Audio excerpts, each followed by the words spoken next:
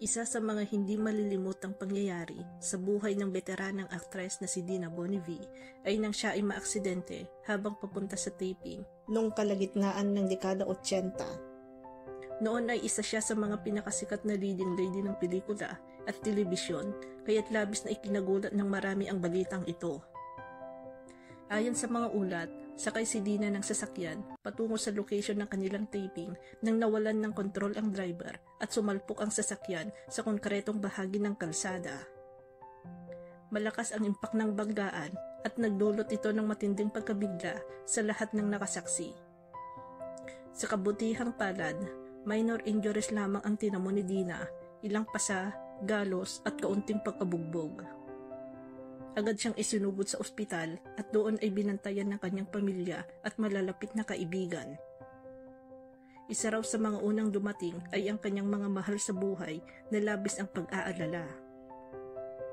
Ang kanyang pamilya ay nagpasalamat sa Diyos nang walang matinding nangyari sa kanya at nailigtas siya sa posibleng mas malalang sitwasyon. Samantala, nang kumalat ang balita sa media, nagpahayag ng labis na pag-aalala ang publiko. Maraming fans ang nagsabi sa mga pahayagan at radyo noon ng mga mensaheng get well soon at ipagdasal natin si Dina. Ang ilan ay nagsabing, hindi namin kayang mawala si Dina, isa siya sa mga inspirasyon namin sa pelikula. Ang kanilang pagmamahal at suporta ang nagsilbing inspirasyon para sa aktres na bumangon agad at magpatuloy sa trabaho. Pagkatapos ng ilang araw na pahinga at gamutan, bumalik si Dina sa showbiz na mas determinado pa kaysa dati.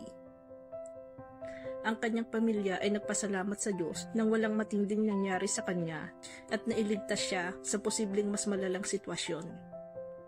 Samantala, nang kumalat ang balita sa media, nagpahayag ng labis na pag-aalala ang publiko. Maraming fans ang nagsabi sa mga pahayagan at radyo noon ng mga mensaheng get well soon at ipagdasal natin si Dina. Sa mga panayam, sinabi niya na ang aksidenteng yun ay nagsilbing paalala sa kanya na pahalagahan ang buhay at oras kasama ang taong mahal niya. Mula noon, naging mas maingat na siya sa mga biyahe at sa pagtanggap ng trabaho.